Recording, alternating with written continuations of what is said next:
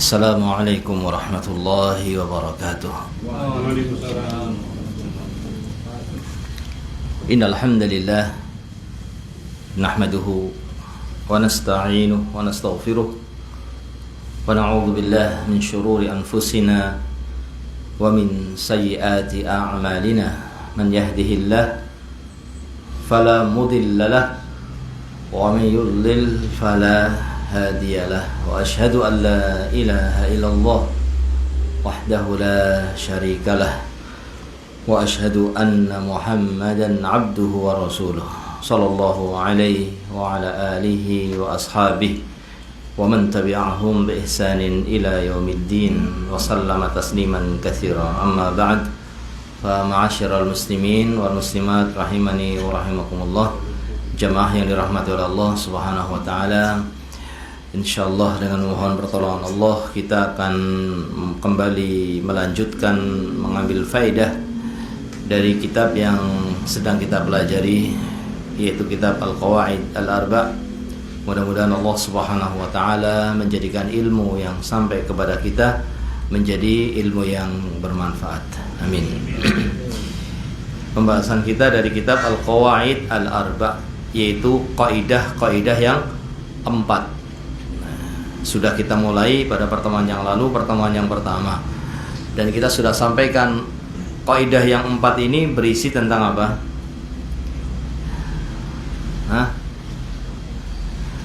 Ini mulai serius belajarnya, ada tanya jawab sekarang. Kaidah yang 4 ini berisi tentang apa? Mengenal tauhid dan mengenal syirik, mengenal orang yang bertauhid dan mengenal orang yang musyrik, mengenal muwahhid dan mengenal musyrik, supaya kita betul-betul faham siapa sesungguhnya yang muwahhid dan siapa mereka orang-orang musyrik.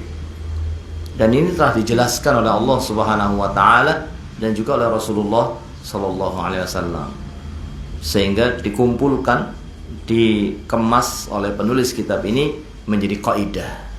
Yang kaidah-kaidah ini semuanya bersumber dari berita Allah dan berita Rasulullah SAW atau dari Al-Quran dan hadis, sehingga kita tahu siapa itu orang musyrik dan mengapa mereka menjadi orang musyrik dan kenapa tidak menjadi orang muslim gitu. Kenapa tidak masuk ke dalam lingkaran kaum muslimin. Maka akan dipelajari dalam kitab ini kaidah-kaidah untuk memahaminya. Dan kita mempelajari kaidah karena kaidah ini adalah sesuatu yang dengan kaidah ini akan kita mengetahui banyak hal. Karena kaidah itu adalah aslun, apa itu? Pokok. Yang keluar dari pokok ini apa? Cabang yang banyak. Jadi permasalahan-permasalahan itu kembalinya kepada pokok.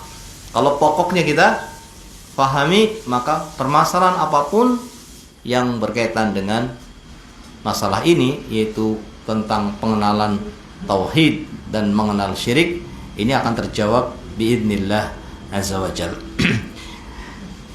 Kemudian yang berikutnya, sudah paham ini yang mau dipelajari? Jangan sampai yang mau dipelajari saja nggak tahu. Yang mau dipelajari adalah kaidah-kaidah untuk mengenal siapa itu, apa itu tauhid, apa itu syirik, siapa itu orang yang bertauhid dan siapa orang yang musyrik. Kitab ini berisi 3 perkara. Karena tidak langsung beliau menyebutkan kaidah-kaidah, tapi didahului dengan 2 perkara sebelumnya. Yang pertama adalah muqaddimah. Yang kedua adalah penjelasan tentang pentingnya mempelajari tauhid dan bahayanya syirik. Pentingnya mempelajari tauhid dan pentingnya mengetahui bahayanya syirik. Yang ketiga baru apa? Baru kaidah-kaidah. Jadi terbagi menjadi 3 pembahasan. Siapa yang bisa mengulangi? Tidak usah minggu depan, sekarang. Siapa yang bisa mengulangi? Yang pertama apa tadi? Muqaddimah. Yang kedua, penjelasan pentingnya mempelajari tauhid dan penjelasan pentingnya mempelajari bahayanya syirik. Yang ketiga baru masuk ke kaidah. Berikutnya, muqaddimah ini berisi apa?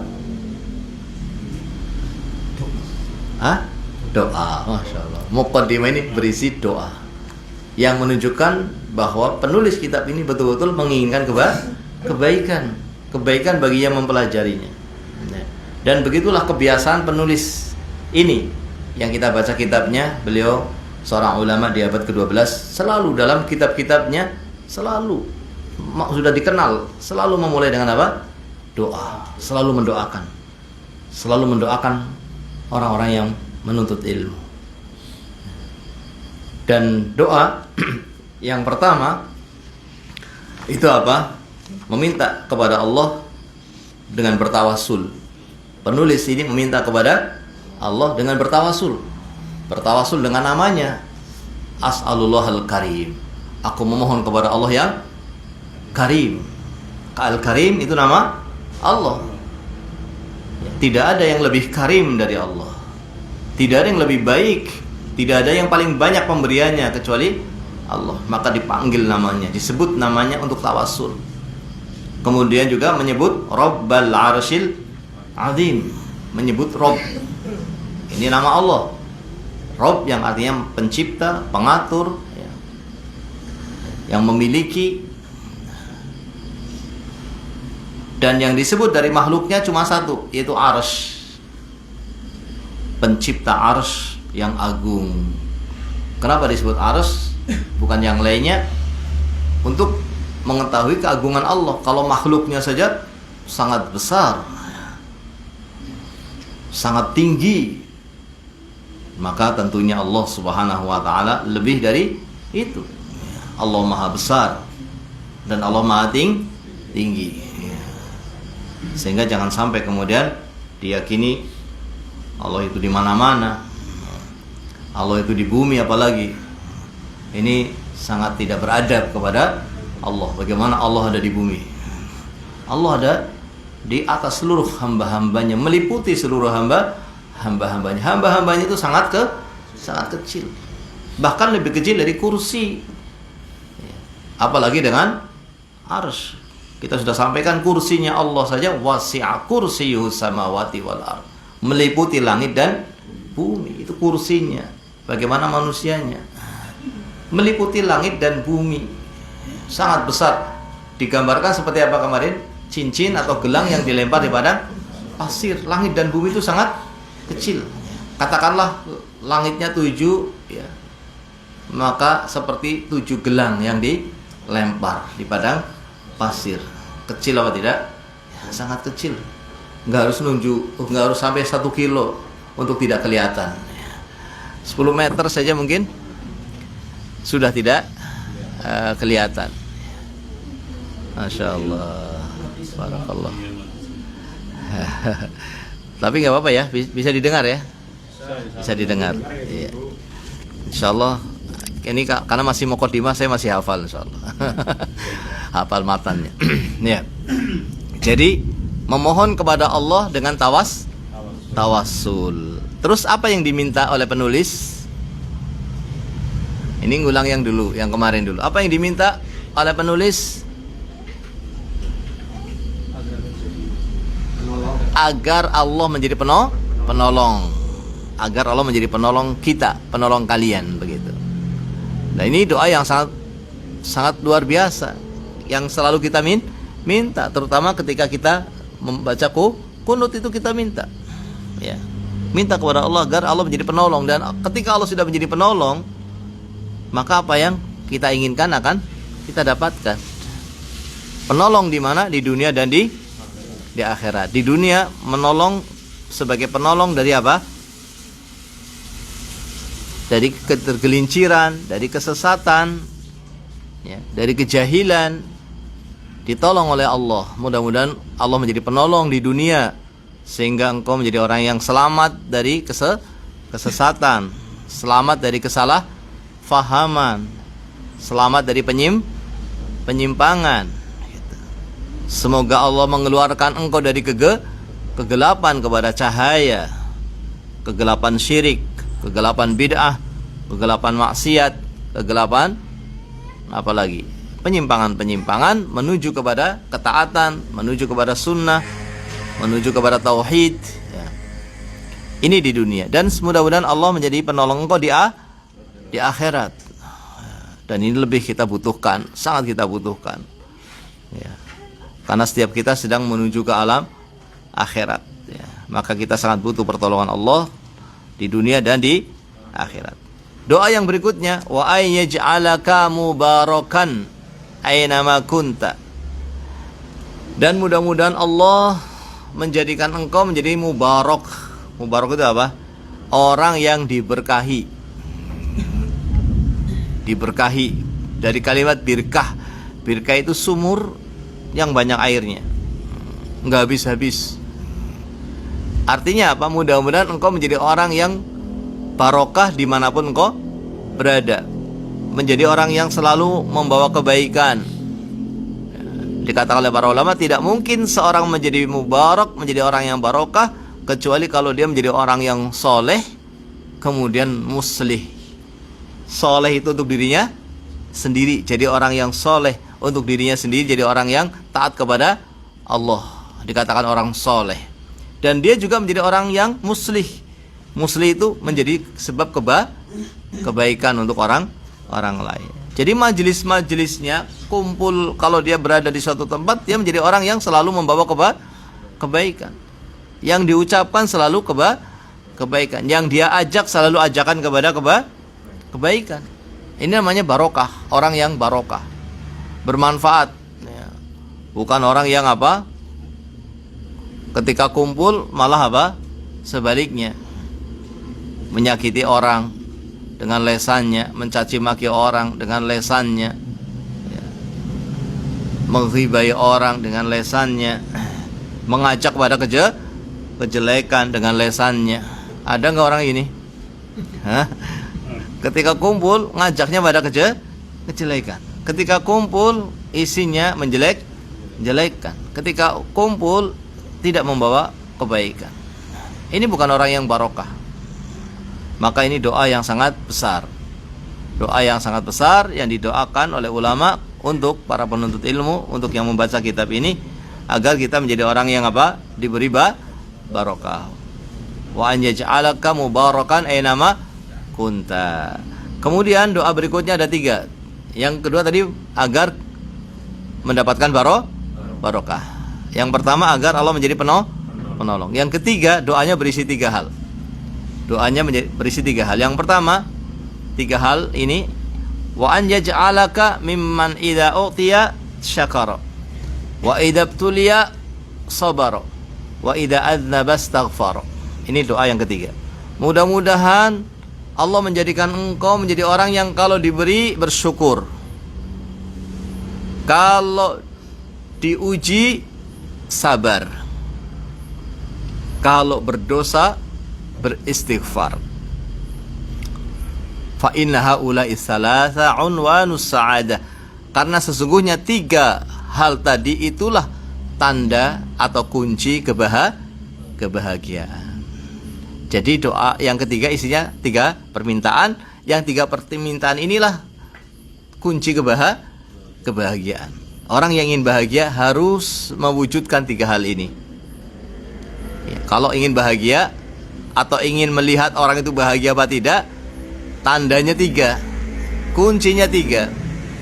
Yaitu apa? Kalau diberi bersyukur, kalau diuji bersabar, kalau berbuat dosa beristighfar. 3 inilah kunci kebahagiaan. Makanya tema kita kunci kebahagiaan. Itu bagian dari doa yang diminta, yang diucapkan oleh muallif, disebutkan oleh muallif untuk kita semuanya, yang beliau mengatakan bahwa 3 inilah kunci kebahagiaan. Dan manusia, hayatul abdi, hayatu al-abdi, kehidupan hamba tidak keluar dari 3 ini. Kehidupan hamba tidak keluar dari ini. Pasti tidak ada hamba yang tidak mendapati 3 hal ini. Pasti dalam hidupnya hamba itu mendapatkan nikmat. Pasti dalam hidupnya hamba itu mendapatkan ujian. Pasti dalam hidupnya hamba itu berbuat dosa. Tidak ada yang keluar dari 3 hal ini. Dan ternyata yang bahagia itu bukan yang semata-mata dapat nikmat. Bukan yang semata-mata dapat nikmat dia bahagia. Bukan pula yang tidak bahagia itu orang yang mendapatkan musibah. Bukanlah orang yang ketika mendapatkan musibah itu orang yang tidak bahagia.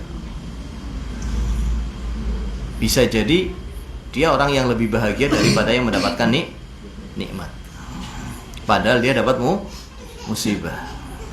Karena kuncinya bukan pada mendapatkan nikmat atau tidak mendapatkan musibah, bukan itu. Tapi kuncinya pada ketika mendapatkan musibah dia sabar. Ketika mendapatkan nikmat dia syukur. Makanya Nabi SAW memberitakan dalam hadisnya, ajaban di amril mu'min. Sungguh luar biasa keadaan seorang mukmin, sungguh luar biasa. Walaysa dzalika illa fil mu'min. Tidak ada lil mu'min atau kama qala sallallahu. Tidak ada ini kecuali pada orang mukmin. Tidak ada hal ini kecuali pada orang mukmin. Yaitu apa? In asabathu sarra syakara fa huwa khairun lah. Kalau dia mendapatkan nikmat, dia bersyukur, dan itu menjadi baik bagi dia. Maka ini luar biasa yang pertama. Ketika dapat nikmat, dia bersyukur. Wa in asabathu dharra sabara. Dan yang luar biasa kedua, ketika dia mendapatkan musibah, dia sabar. Fa innahu khairul lahu, dan itu menjadi kebaikan untuknya. Maka ini kalau dimiliki, ini luar biasa. Itu apa tadi? Syukur dan sabar. Cuma syukur itu apa kira-kira? Syukur itu apa? Syukur itu memiliki 3 rukun. Jadi rukunnya syukur gitu. Jadi sesuatu yang paling penting dalam sesuatu itu rukunnya. Kalau ada sholat, yang paling penting dalam sholat itu rukunnya sholat. Wudu, yang paling penting adalah rukunnya wudu. Meskipun sering juga disebut dengan fardu. Kemudian apalagi? Apa saja rukunnya? Puasa misalnya, yang paling penting adalah rukunnya. Kalau tidak terwujud rukunnya, maka tidak ada sesuatu tadi. Nah, syukur ini punya rukun. Kalau nggak terwujud, jangan bilang syukur. Jangan merasa dirinya sudah bersyukur. Syukur itu punya 3 rukun. Rukun yang pertama apa? I'tiraful qalb. Pengakuan hati. Mengakui dalam hati ini dari Allah. Mengakui dengan hatinya ini dari Allah. Orang kalau yakin ini dari Allah, ini dari Allah, apa yang kemudian muncul? Akan cinta kepada Allah. Ya apa tidak? Karena dia merasa diberi oleh Allah, merasa diberi. Maka dia akan menjadi orang yang kemudian bersyukur kepada apa? Mencintai Allah. Ini yang pertama. Yang kedua, rukun yang kedua adalah menyebut dengan lesan atau bersyukur dengan lesan. Lesannya mengatakan alhamdulillah. Lesannya mengatakan ini nikmat dari Allah, ini karena Allah. Karena kadang-kadang ada orang yang salah ucap atau tidak hati-hati dalam berbicara. Dapat nikmat, selamat, tapi mengucapkannya apa? Ini karena supirnya yang hebat, kita jadi selamat. Kita tidak kecurian tadi malam karena suara angsa. Ini enggak syukur itu. Karena apa? Karena dia mengatakan sesuatu yang dia dapatkan dari nikmat justru disandarkan kepada sopir, kepada angsa, kepada apalagi yang lain-lainnya. Ini namanya kufur. Kufur dengan lesan. Harus hati-hati. Jadi bagaimana caranya? Ya kita selalu mengatakan ini dari Allah, alhamdulillah. Ini keutamaan Allah, ini rahmat Allah, ini dengan sebab pertolongan Allah, dan seterusnya. Ini dilatih, ya, dilatih. Ya. Karena pernah pada suatu saat Nabi SAW sholat subuh dari di bekas hujan yang turun semalam, sehingga tanahnya masih apa? Masih basah. Kemudian Nabi SAW menyatakan, pada pagi hari ini ada orang yang bersyukur kepada Allah dan ada orang yang kufur. Yang bersyukur adalah orang yang mengatakan mutirna bifadlillah, tadi malam hujan, kita dapat hujan dengan sebab keutamaan dari Allah, dengan sebab rahmat dari Allah. Terus yang kufur yang mana? Yang kufur yang mengatakan kita hujan karena munculnya bintang itu, munculnya bintang ini, tidak disandarkan kepada Allah. Seperti orang yang mengatakan ini harta ini semuanya dari bapak saya. Saya mewarisi ini dari bapak saya dari kakeknya dan seterusnya. Ini tidak bersyukur. Ucapan dengan dasarnya yang tidak bersyukur. Maka dia harus mengatakan alhamdulillah, Allah memberikan kebaikan kepada saya sehingga mendapatkan warisan dari bapak, atau mendapatkan harta peninggalan dari bapak. Adapun semata-mata ini dari bapak, ini dari kehebatan saya, ini dari usaha saya, ini dari, ini lupa tidak menyebut nama Allah, tidak menyebut keutamaan Allah, rahmat Allah. Ini tidak bersyukur. Ini baru berapa rukun? 2 kurang 1. Apa itu? Syukur dengan perbuatan. Syukur dengan perbuatan. Digunakan nikmat itu untuk taat. Jadi kalau ada orang maksiat, syukur apa tidak? Tidak syukur. Ada orang maksiat, berarti dia tidak syukur. Maka syukur itu harus terpenuhi 3-tiganya, baru dikatakan dia telah bersyukur. Dan kabar gembira bagi orang yang bersyukur, la in syakartum la azidannakum. Maka ini yang pertama. Yang kedua adalah apa? Sabar. Dan ini pemberian yang sangat besar dari Allah Subhanahu wa taala jika orang mendapatkannya. Ya, ini ketika dia diuji oleh Allah Subhanahu wa taala, dia bersabar. Wa basyiris sabirin, berikan kabar gembira pada orang-orang yang sabar. Alladzina idza asabathum musibatun, benar enggak ayatnya? Qalu inna lillahi wa inna ilaihi raji'un. Ini orang yang sabar, berikan kabar gembira, yaitu yang dia meyakini bahwa itu dari Allah, semuanya telah ditetapkan oleh Allah. Dia langsung kembalinya kepada takdir. Ketika mendapatkan musibah, dia langsung ingatnya dengan apa? Ketetapan Allah. Dia mengetahui bahwa itu semuanya telah ditetapkan oleh Allah. Kemudian dia menerima. Maka musibahnya jadi nikmat, kesulitannya jadi pahala. Dan yang tidak seperti itu, maka tidak mendapatkan nikmat, tidak mendapatkan apa? Pahala. Yang tidak sabar itu tidak dapat nikmat, tidak dapat pahala.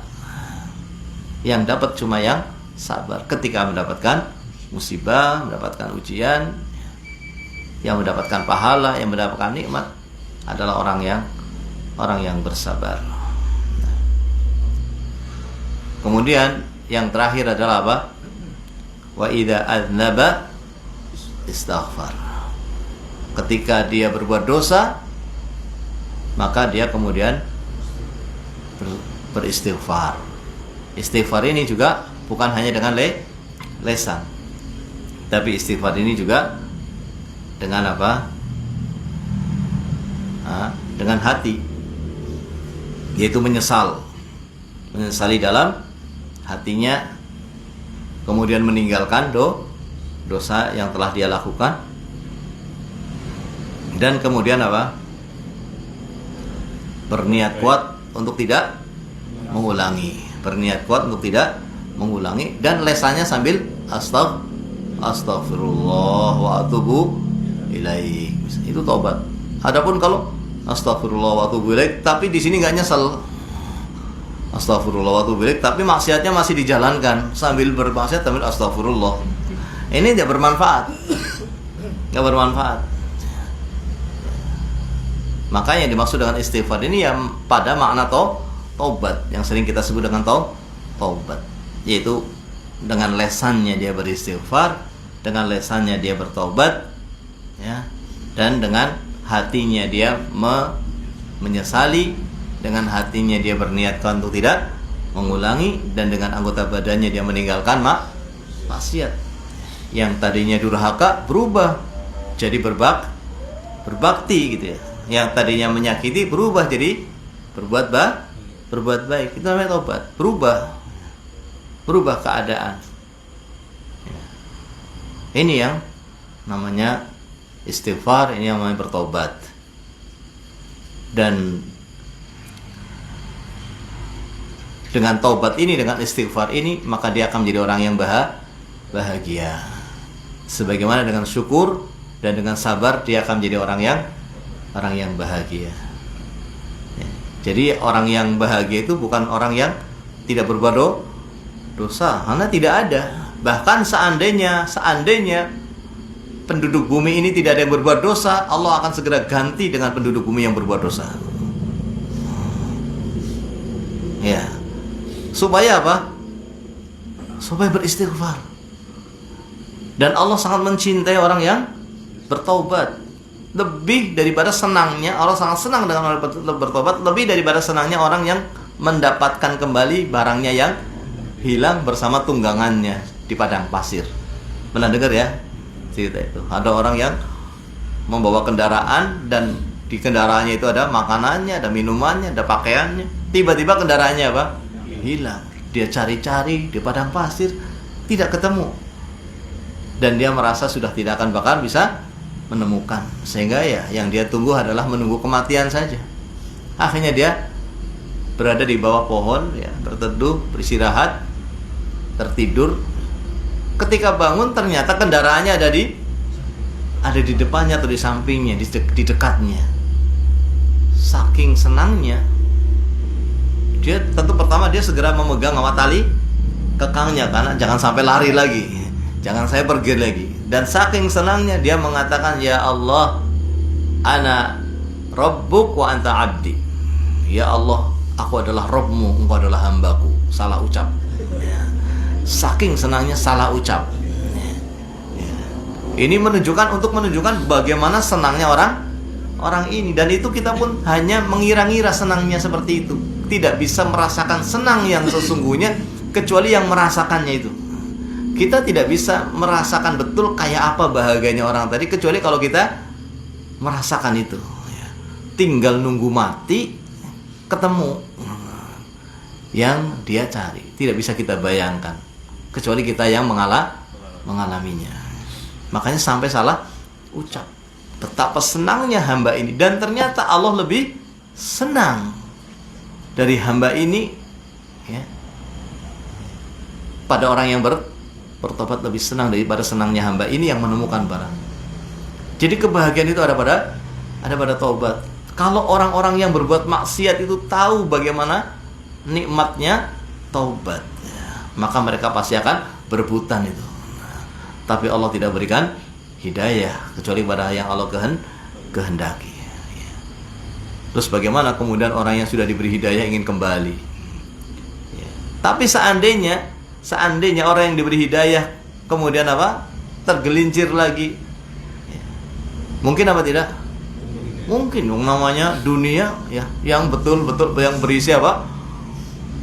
Berisi ajakan-ajakan yang tidak baik dari setan, hawa nafsu juga ada pada dirinya yang selalu mengajak kepada kejelekan. Sangat mungkin. Jangankan mungkin orang yang awam, ustadz pun sangat mungkin. Jangan dibilang ustadz itu nggak berat dosa, mungkin lebih banyak.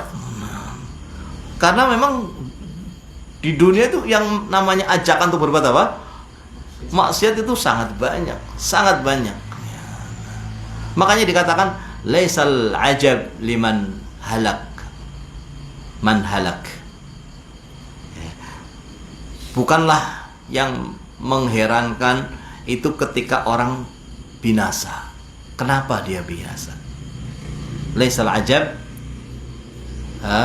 man halaka kaifa halaka, atau misalnya, bukanlah sesuatu yang aneh atau yang mengherankan ketika ada orang yang binasa. Berbuat maksiat, itu tidak mengherankan. Kenapa? Memang dunia ini penuh dengan ajakan-ajakan apa? Maksiat. Ya. Maka kalau ada orang yang maksiat, ada orang yang binasa, ya itu dunia memang banyak ajakan ke arah sana. Ya, apalagi dia berada di lingkungan yang tidak ada ilmu dan sebagainya. Tapi yang mengherankan, siapa yang mengherankan? Yang mengherankan adalah liman najah kaifa najah. Bagaimana orang bisa selamat? Kok bisa selamat? Itu yang mengherankan. Selamatnya bukan tidak berbuat dosa. Selamatnya apa? Kok bisa taubat? Kok bisa beristighfar? Ini yang luar biasa. Maka dikatakan dalam dalam hadis kullu bani adam khata wa khairul khata'in tawwabun. Setiap manusia pasti akan terjatuh pada kesalahan. Dan Allah Subhanahu wa taala dengan kasih sayangnya kepada hambanya, Allah akan mengampuni sebanyak apapun dosa hamba. Sebesar apapun dosa hamba. Ketika ada orang yang bertobat, Allah sangat senang. Dan Allah mengatakan, hambaku mengetahui bahwa dia punya Rabb yang maha pengampun.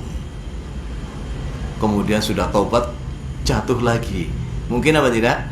Mungkin, ya tadi karena tadi tidak mengherankan. Kenapa? Karena begitulah ajakan-ajakan maksiat itu sangat besar. Terus kok dia tobat lagi? Nah itu yang mengherankan.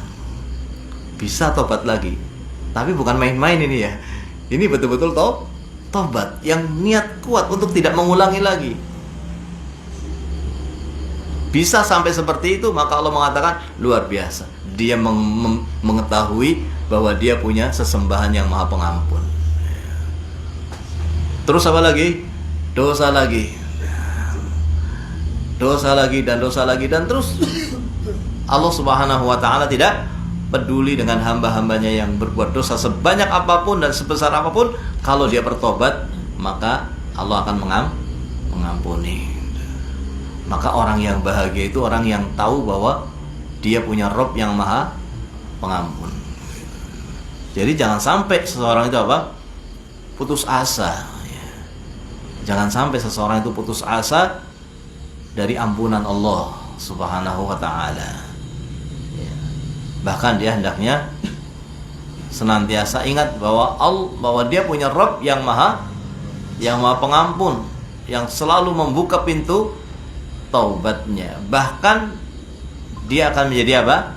Semakin dicintai oleh Allah dengan taubatnya, lebih dicintai daripada sebelum taubat.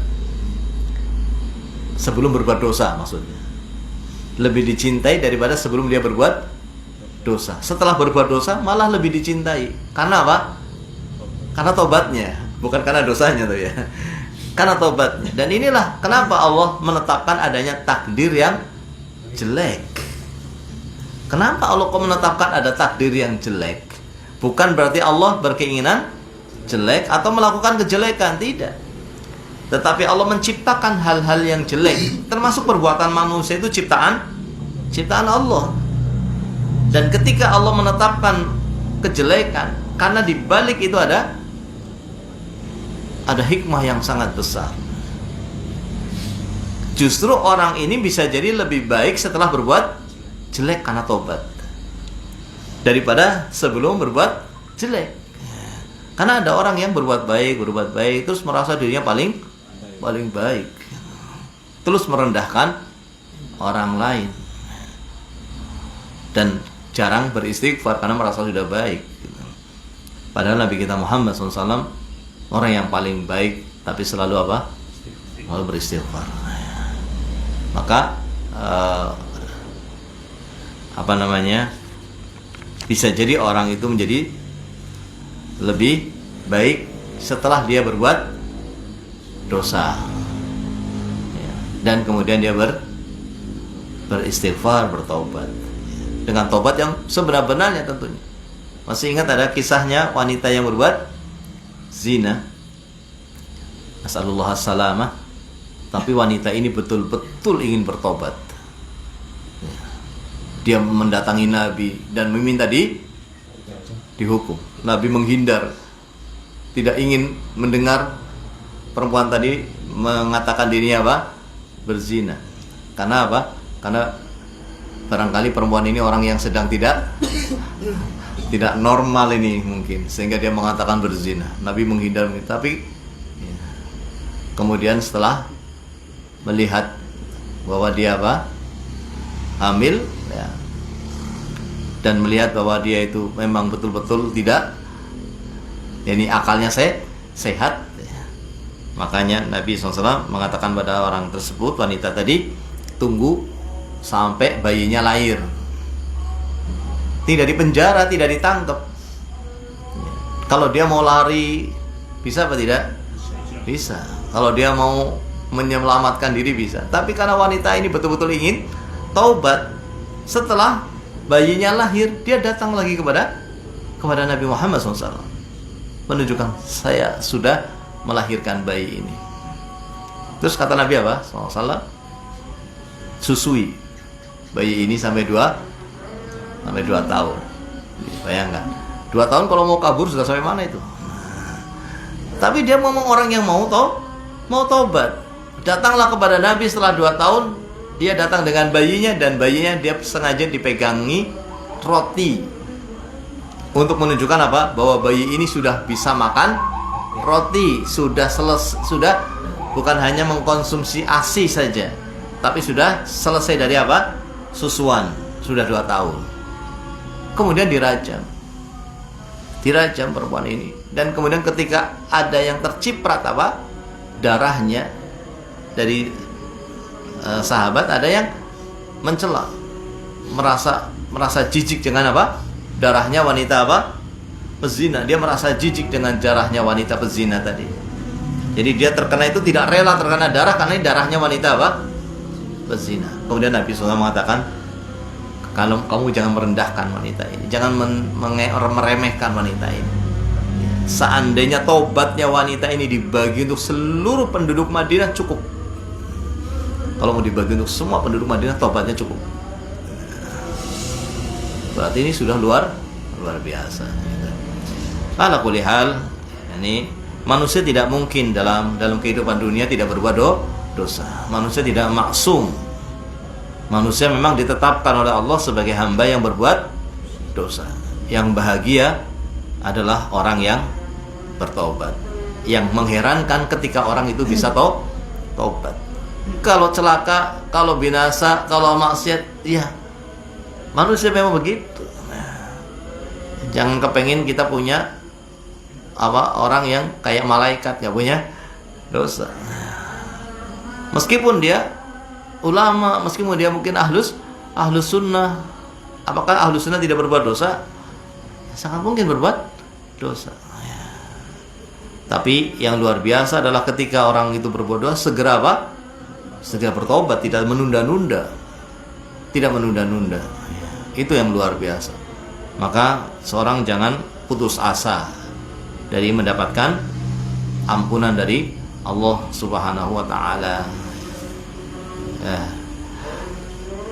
Dan tadi tidak mungkin seorang tidak mendapatkan dosa, begitu pula tidak mungkin seorang tidak mendapatkan ujian, tidak mungkin seorang tidak mendapatkan nikmat. Maka yang bahagia itu yang bersyukur, yang bahagia itu yang bersabar, dan yang bahagia itu yang beristighfar. Dan inilah kunci kebahagiaan yang banyak orang mencarinya dengan berbagai cara. Dikiranya caranya ini, padahal bukan itu semuanya. Caranya yang kita sebutkan tadi, syukur, sabar, dan istighfar. Di situ saja kuncinya, di situ saja.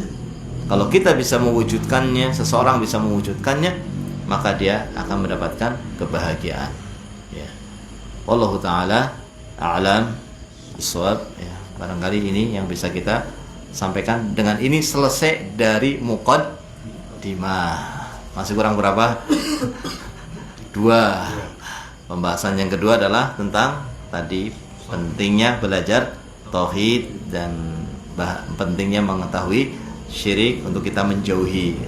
Sebetulnya di sini tidak ada judul itu, tapi ini kandungannya begitu. Kalau kita kasih judul seperti itu, kandungannya ada 3, muqaddimah, kemudian yang kedua tadi, yang ketiga baru masalah kaidah. Ya, wallahu taala a'lam bishawab. Subhanakallahumma wa bihamdika asyhadu an la ilaha illa anta astaghfiruka wa atubu ilaik.